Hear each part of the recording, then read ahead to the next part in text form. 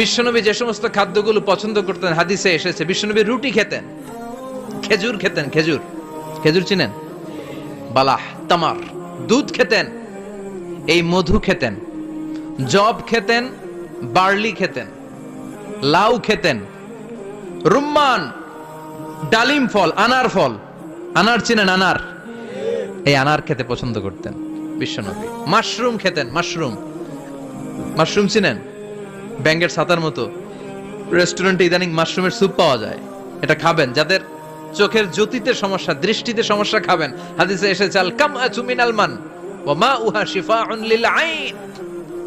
Mushroom হলো মান্না সালোয়ার মতো খাবার।